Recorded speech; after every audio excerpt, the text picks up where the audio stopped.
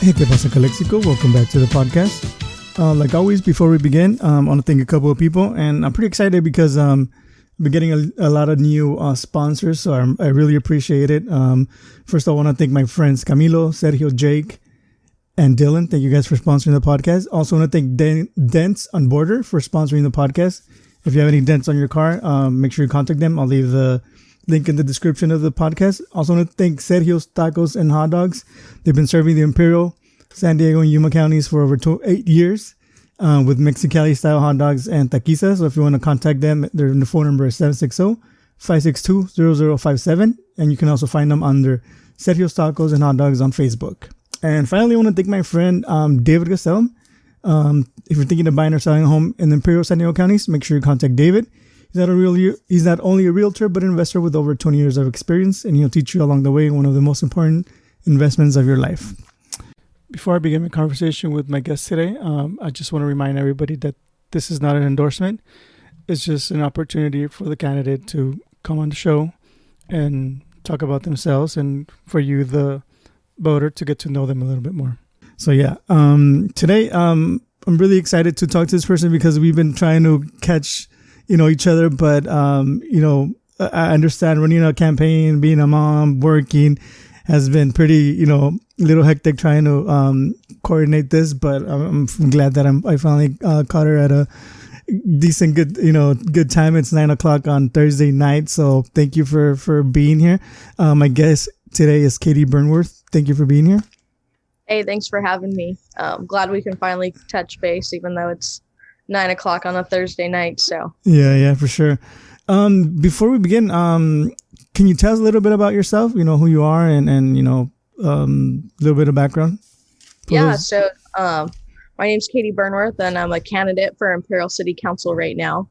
Currently, I actually sit on the City of Imperial's Planning Commission, and so I've done that for about a year. And so I work at Imperial County Air Pollution Control District for my day job.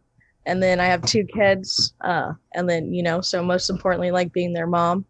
And so, born and raised in Imperial. I moved away for college for a few years, and then, knew I wanted to come back because right now, I work on environmental issues. And so it's been really cool experience to actually work on environmental issues that are, they actually hit and affect the people that, you love and you care about.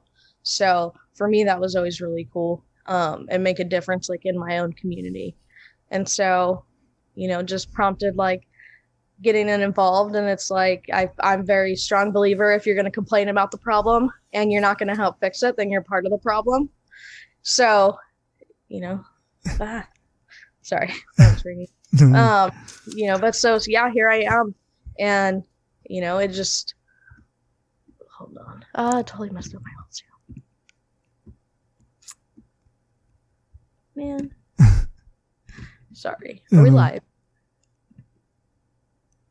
Hold on. What the heck did it do? There we go. Sorry, my phone rang and it's totally linked to my iPad or my computer. No worries. We're all getting used to these Zoom things, right? These Zoom meetings and stuff. So what prompted you to run? I mean, being a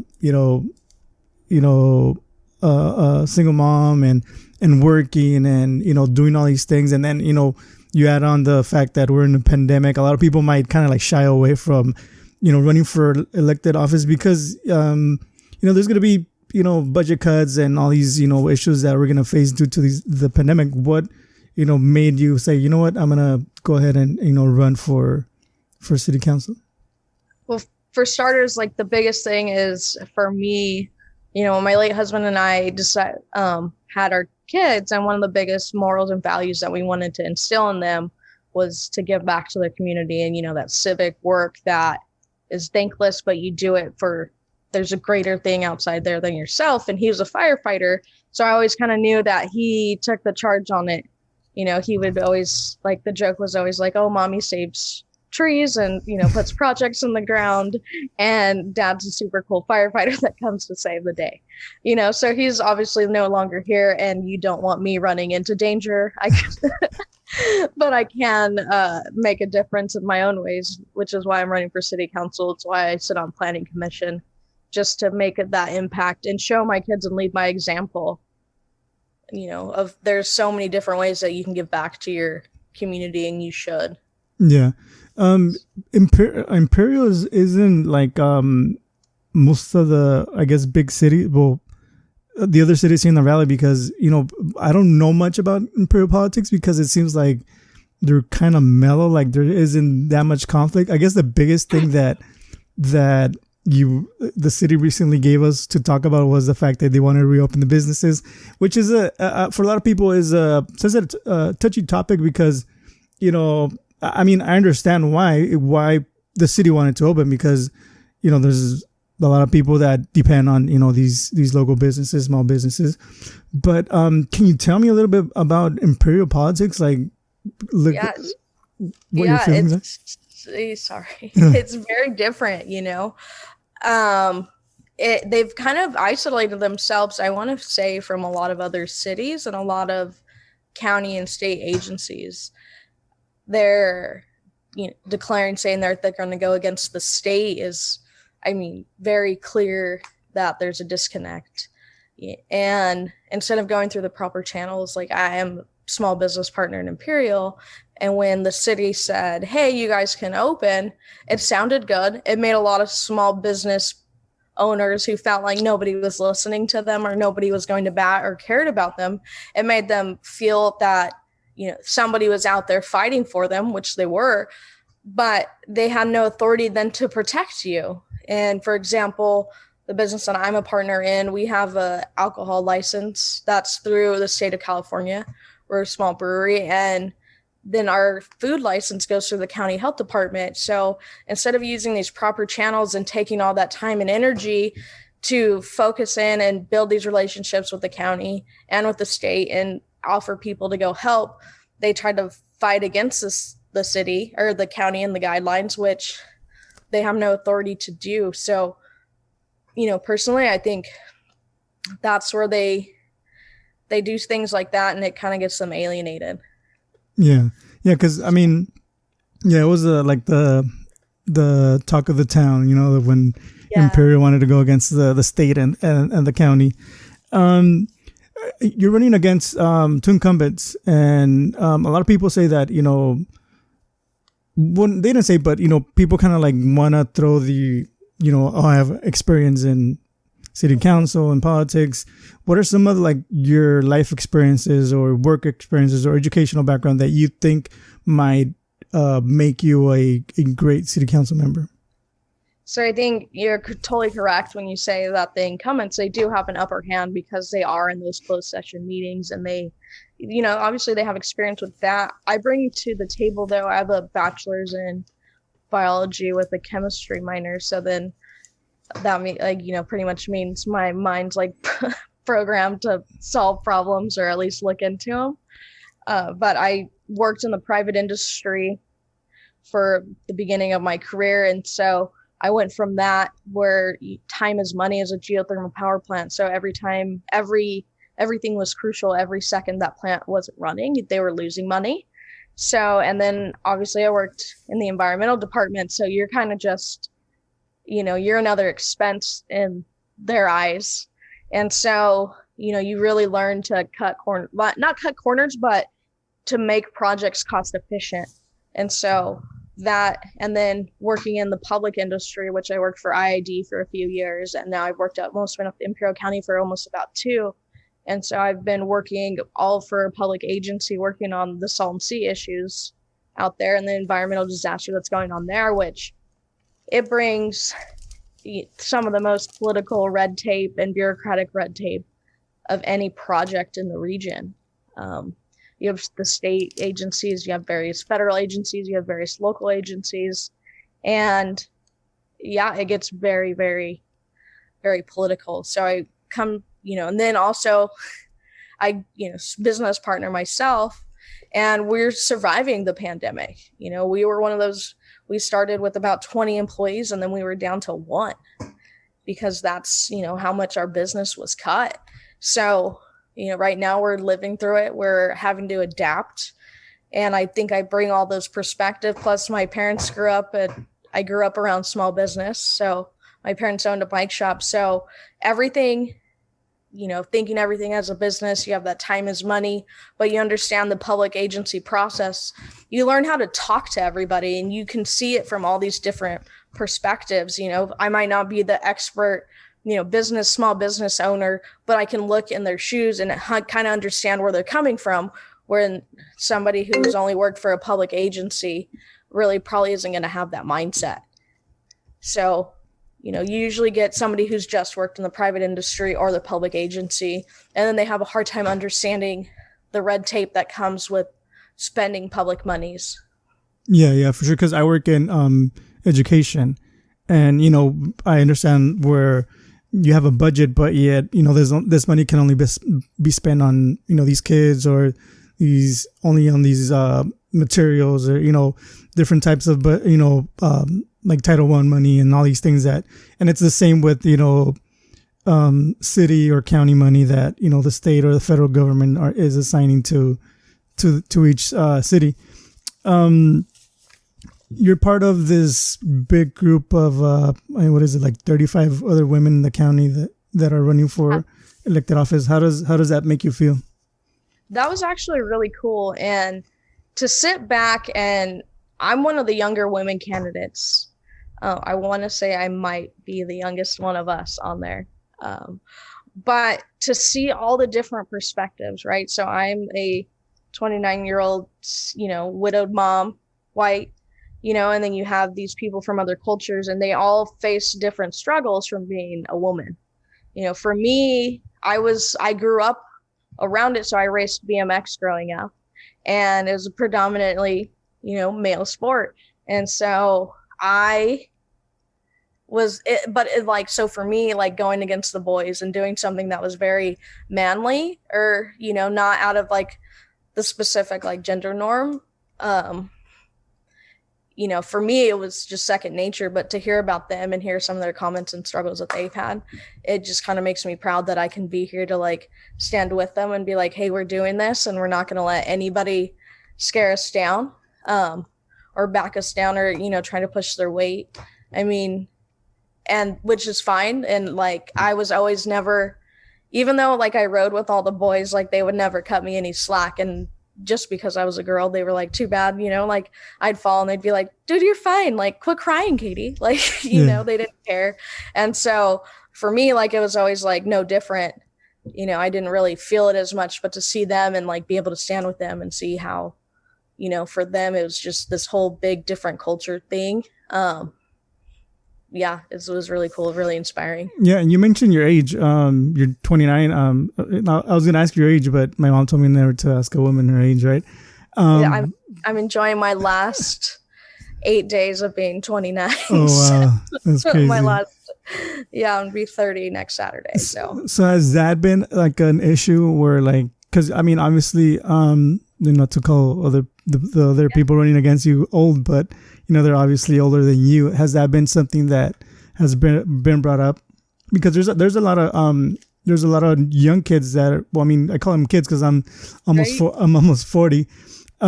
So there's a lot of younger generations getting involved with, whether it's just getting people out to vote or running themselves. Has that age been a factor for you? Or? Yes and no. So we all, going into an election, running a campaign and knowing you're a younger candidate, that you're going to get kind of beat up on it. So I've heard people, like I had somebody ask me if I had ever ran for high school office, because it looked like I might not have got out of high school not that long ago. And I was like, I've already had my 10-year reunion. So, that made me feel old, I guess. And, but I mean, for me, I kind of go, okay, like, yeah, but I always bat them with, but look how much life experience I have, but yeah, I might be young, but I'm a single mom of a 6-year-old and a 3-year-old. I'm a business partner. I've worked hard, like, for everything. I grew up racing BMX, and it's an individual sport. And, I turned pro at that when I was 15. Mm. And so, it was instilled in me like hard work. So I can get like, I'm young enough to still be adapted and move into like this new technology. Like the one thing I will say that good came out is COVID, is so many people were forced to get with the 2020 technology. Like, it's so awesome that people now use DocuSign.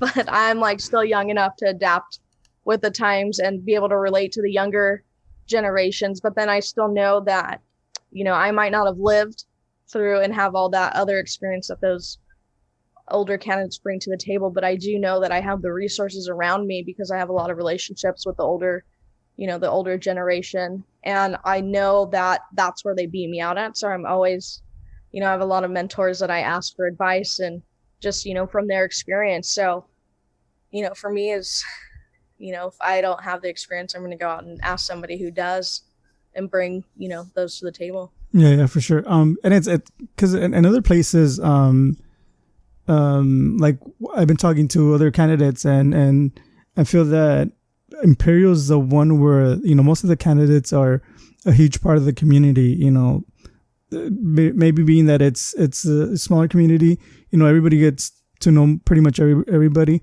But like in here in Calexico, even though it's small, I feel that not a lot of people are involved in the community. And I feel that because I was watching I guess it was like a debate that the Imperial Chamber of Commerce had done. And it feels like most of the candidates are really involved and are part of the community. Do you feel that, that should be something that's important, that's important for somebody that's running for city council to be part of the community? Yeah, absolutely. When I was growing up, Imperial was still super small. So it was like 5,000 people in my class. Graduating class was maybe 150. Mm.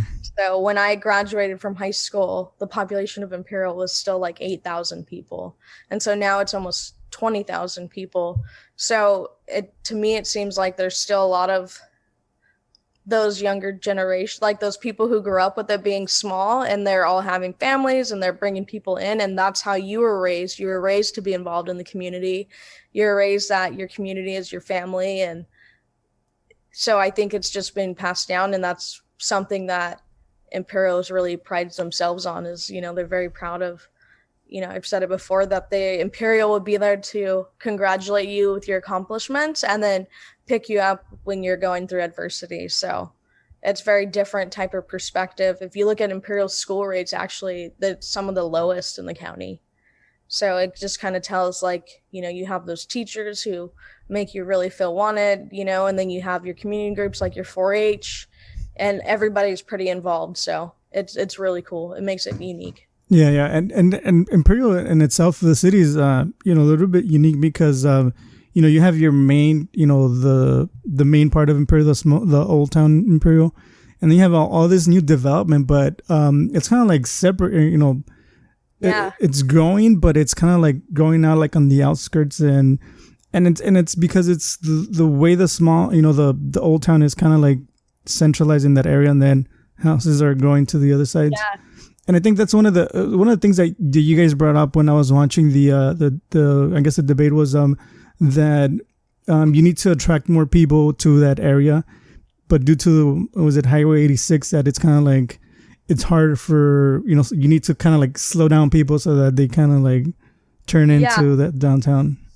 Yeah, so they want to make it where it's very you have your industrial that goes through Highway 86. And so obviously you're going to want to slow down traffic through there. So that's one of the biggest things that I've been campaigning on is we need to, increase our economic developments that are in Imperial. I think we're at 20,000 people, but we literally have to spend most of our tax money. Our paychecks get spent on if we need groceries, we have to go to another city.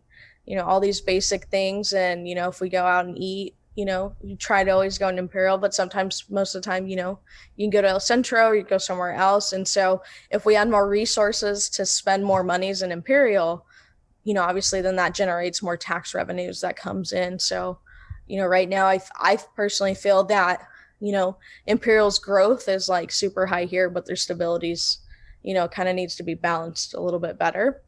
And then we can, because if you make your city self-sustainable where you have your economics, you're not constantly hearing about your roads that aren't, being taken care of. You're not having people where they have the highest power and water bills, in the county, and, people are complaining and, they're getting out of compliance. So for me, that sounds like there's a problem in the long-term planning. Instead of, when developments come in, they just kind of look at what's right in front of them and not so much a long-term plan. Yeah. I was looking at your Instagram, and, you've received some, big endorsements, one of them being Eduardo Garcia. And you also received the National Border Patrol Council, the 2554, and what was the other one? The International Brotherhood of Electrical Workers, Local 465. These are pretty, big endorsements. What does that mean to, your commitment to, working hard for the city of Imperial and its citizens? Yeah, I mean, I think for me, it shows that, these people of these organizations and this person who's a pretty, pronounced elected official in Imperial County that represents Imperial County at the state level have trust in me that I can do a good job for, the residents and the community members of Imperial, that hopefully they'll look in that hope that I can do the same thing, take their word for it from, I'll just put that on top of all the other things that I've campaigned on and brought to the table while they're getting to know me as a candidate. How hard has it been to campaign during this pandemic, being that it's really hard to be, one-on-one and talk to people? Yeah, you've had to pretty much get out of your comfort zone, and, you still go knock on people's doors, but you got to step back. And then for me, I always go, are they going to get mad? I'm social distancing, I have a mask, but, you just really never know. So you have to be creative use more of those social media outlets. You have to use any, event in Imperial that you have, even just, go out of your way to try to reach out to these people and make them feel like they can trust you as a candidate in a time where I feel like I kind of actually do have the advantage on it because, I'm more used to the technology, using Zoom wasn't a big deal.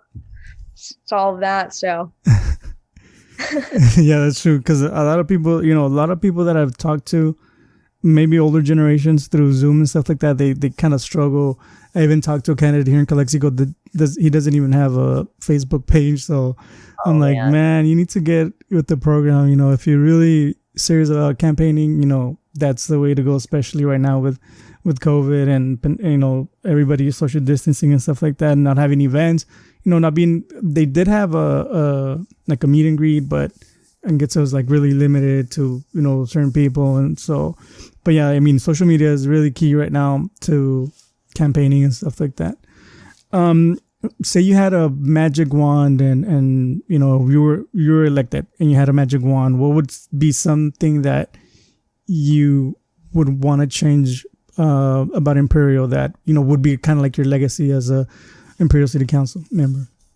I would say bringing more business to make Imperial a prominent business district, make it a commercial district, bring that store in where we can spend our tax monies here. And for me, it's not even about bringing on a legacy. It's just obviously as a council, if elected as a council member, you leave your mark, but for me, it's just prepping it for the generations who are going to come in and take over. When my generation decides to retire, you have to point it in the right direction and hope, you can't totally control the outcome of it, right? But you can point it in the right direction.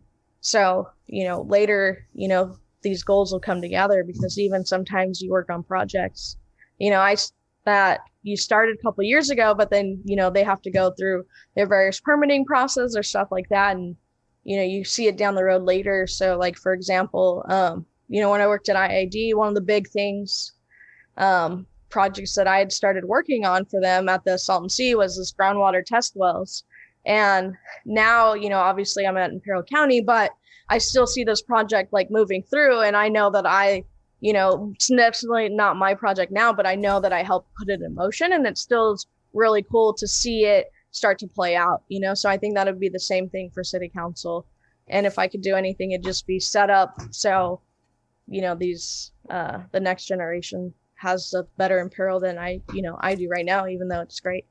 Yeah, and I think it's something that talking to you, like this is the first time we meet, and talking to you, knowing your background, I think that something that you bring to the table is that you know that the bureaucracy behind working on a project or doing all these things that you can't really go in and promise people like, oh yeah, I'm gonna do this, because you know how slow this process is and how long it takes to get something even started. It's not.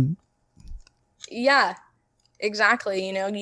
That's where I say, like everything in the private industry, I had a old coworker, and he would always get so frustrated because he worked in the private industry for 20 years, and he was used to being able, if he needed a part for his whatever he was working on, he'd just pick up the phone. Sometimes he'd get 3 quotes and he'd buy it, and he'd move on with his day.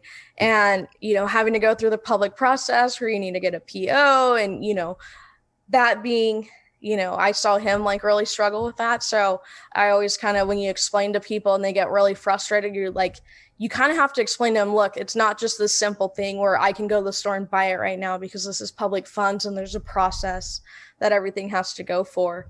But I also have seen, because public process does take so long, that people will get complacent and then they just blame it on it. Oh, you don't know, there's a plan in place. And it's like, okay, but have you followed up on A, B, and C? Because you're telling me, we need to get to Z and the holdups, over here. How come we're not working on this? What's the status on it? And then sometimes when you pull that back, you see that there's a lot of work that hasn't been done and just not a lot of follow through. Yeah. Yeah. And it happens to us, to me in education as well. Like we'll start a project and a couple months later, like, oh, it's there, but nobody's following through, like you said, on and it could be something so simple that can get you from step A to step B, and somebody just, it's so hard to kind of sometimes explain to people how government works, and education is part of, kind of goes hand in hand with government. So yeah, it's sometimes it's like, oh yeah, but you haven't done this. Yeah, we started, but it's not, it's in progress, but it's hard to get people to follow through sometimes. But I mean, it's good that you, like you said, you had experience in private and the public sector, and how you have to pay attention to details and to follow through so that your projects come to fruition.